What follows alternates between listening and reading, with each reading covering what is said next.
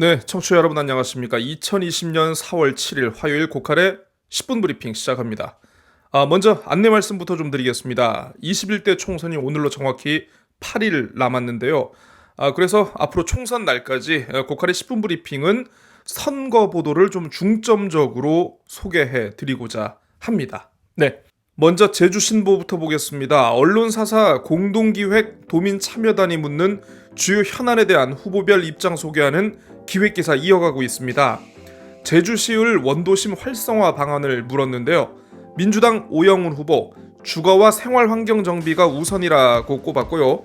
미래통합당 부상일 후보는 고도화 재건축 요건 같은 각종 규제를 완화할 필요가 있다 이렇게 답을 냈습니다.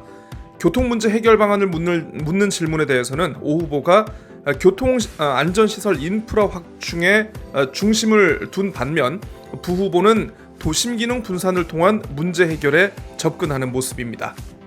선거 기사는 아닙니다만 제주에서 나름 의미 있는 인사 기사가 실려서 소개해 드려야 할 것 같습니다. 준톱 기사로 제주 출신 첫 해군 참모총장 소식 전하고 있는데요. 정부 수립과 대한민국 국군 창설 이래 처음으로 제주 출신 인사가 해군 참모총장 자리에 올랐습니다. 바로 제주시 구저읍 한동리 출신인 부석종 중장이라는 분인데요. 어려운 환경에서 성장한 후에 해군사관학교 진학하고 청해 부대장과 제주 해군기지 사업단장 그리고 이함대 사령관 등을 거쳤다고 합니다. 오늘 국무회의를 거쳐서 문재인 대통령에게 임명장을 받게 될 예정이라고 하는군요. 참고로 말씀드리겠습니다. 참모총장 계급 대장입니다. 별이 4개라는 거죠. 어제 제주시갑 후보들에 이어 오늘은 제주시을 그리고 서귀포시 후보들의 선거 공보물 소개하고 있습니다. 살펴볼까요? 제주시을 기호 1번 민주당 오영훈 든든한 제주 대표, 기호 2번 미래통합당 부상일 미래 세대를 위해 모든 것을 걸겠습니다. 기호 7번 민중당 강은주 제주에 딱 맞는 진보, 기호 8번 국가혁명배당금당 전윤영 후보 너무 기네요. 네. 기호 9번 한나라당 차주홍 실천하는 힘 제주의 미래를 바꿉니다. 네, 이렇게 돼 있군요. 이어서 서귀포입니다. 1번 민주당 위성곤 함께 이겨냅시다. 늘 시민 곁에. 기호 2번 미래통합당 강경필 새로운 선택 확실한 변화. 7번 국가혁명배당금당 문광삼. 네, 역시 너무 깁니다. 재민일보로 넘어가 보죠. 재민일보와 한라일보, JIBS 등 언론 3사가 어제 공동 여론조사 결과를 발표했습니다. 2차 여론조사라고 하는데요. 제주시갑에서는 민주당 송재호 후보가 39.6%, 미래통합당 장성철 후보 29.6%의 지지도를 얻었고요. 제주시을 민주당 오영훈 후보 46.5%, 미래통합당 부상일 후보 36.8%를 기록했습니다. 서귀포시 민주당 위성곤 후보가 47.9%, 미래통합당 강경필 후보 36.3%로 각각 나왔는데요. 세 개 선거구 모두 오차범위 밖에서 민주당 후보가 앞서 나가는 상황입니다. 지지 후보가 없거나 모르겠다는 부동층의 경우 제주시갑은 16.1%로 조사됐고요. 제주시을 11.7%, 서귀포시 14.1%로 나왔다고 합니다. 한때 절반 가까이 차지했던 부동층이 확실히 선거 일자가 다가오면서 조금 많이 줄어든 모습인 것 같습니다. 공식 투표일은 다음 주 수요일이지만 이번 주 금요일과 토요일 이틀 동안 도내 43개 읍면동에서 사전투표가 진행됩니다. 전체 투표율을 높이기 위해 지난 2003년 재보궐선거부터 도입된 제도라고 하는데요. 2016년 20대 총선 당시에는 제주 지역 사전투표율이 10.7%였다라고 하는군요.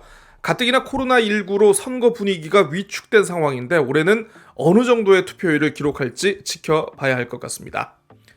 더불어민주당 제주 선대위 출범식 때 위성곤 후보가 미래통합당의 반대로 4.3 특별법 개정안 처리가 안 됐다 이런 발언을 했었는데요. 미래통합당 제주도당이 위 후보를 공직선거법 위반과 명예훼손 혐의로 검찰에 고발했습니다.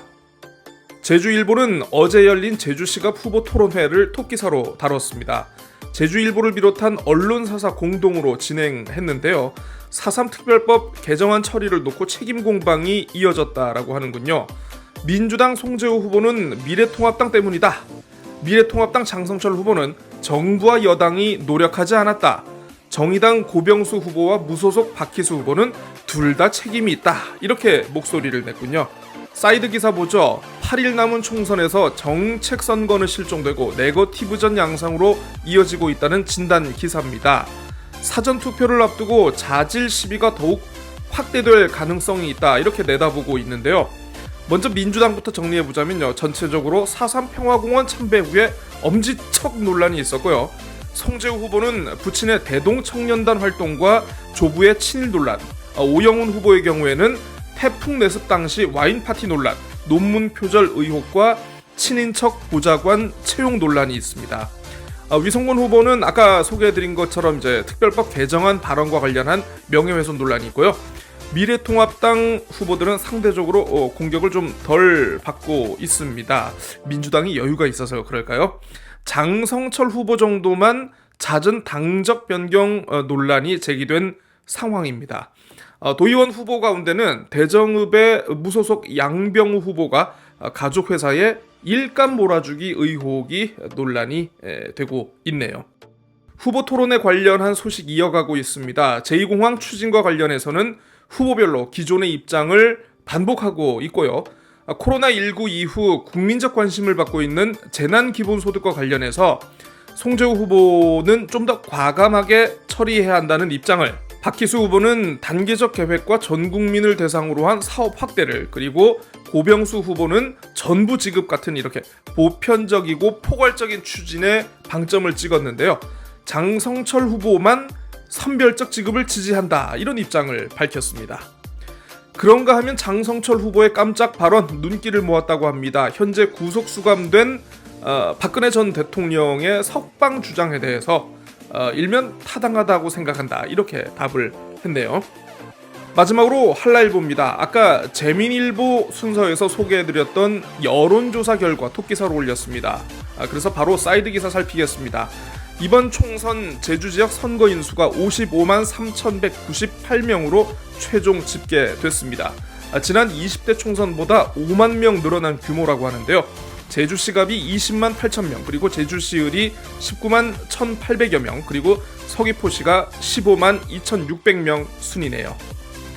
한라일보 등 언론 3사 여론조사에서 비례대표 지지율 조사도 함께 이루어졌습니다. 나란히 세워놓고 보니까 미래한국당이 23.9%로 가장 높게 나오기는 했는데요.